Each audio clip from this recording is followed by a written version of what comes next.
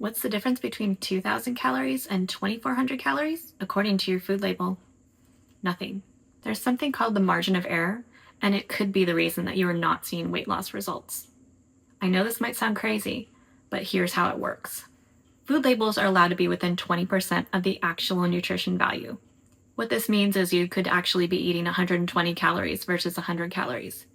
And while that might not seem like a lot, if you're in a caloric deficit, this could be the reason why your weight is stalling and you not reaching your goals. So for example, if you eat 2,000 calories a day and you applied this 20% margin of error rule, you could actually be eating 2,400 calories a day instead. And if you add all that up, 400 calories a day times 7 days a week, that's 2,800 calories a week that your body could be taking in. That is roughly a pound of fat that your body is storing that you had no idea about. You've been lied to, not by one company, not by one product, the whole system. The FDA literally allows this, and it is completely legal. Now, why does this rule even exist? Because ingredients are not always consistent. There's different reasons for this. There's different growing conditions. It could be the weather. It could be the different types of soil. Unfortunately, food manufacturers can't guarantee this down to the exact calorie. So the FDA built in a buffer. But the problem with that is that buffer was never designed with your caloric deficit in mind. And the system relies on the fact that you are not going to question it. So let me show you a real example.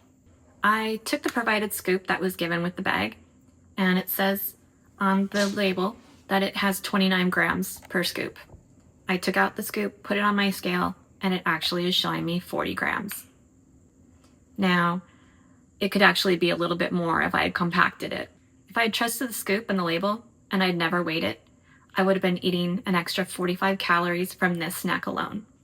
One snack. Imagine every meal doing the same thing. The worst offenders are the foods that are hard to eyeball. Things like oils, nut butters, cereals, granola. I've had issues with things like soy curls. These foods are easy to overscoop, over pour, and to underestimate. So what do you actually do about it? First, you want to eat more whole foods, and you want to limit your processed foods. There's a reason, I guarantee you, that somebody has said limit those processed foods. You've heard it. And this is why. Whole foods don't come with a label to mislead you. The second is to measure your food. Now, while I recommend using a scale, you can also use your cups, your tablespoons, your teaspoons. It's not as precise, but it's something. It's a way to measure it. This one habit is the difference between guessing and actually knowing what you're putting in your body. You don't need anything expensive. You can use just a basic food scale. Mine is something that I got years ago. It becomes second nature fast. You wouldn't guess the weight on a barbell. Don't guess with your food. And if this changed the way that you're thinking about tracking, subscribe, because that's exactly what this channel is about.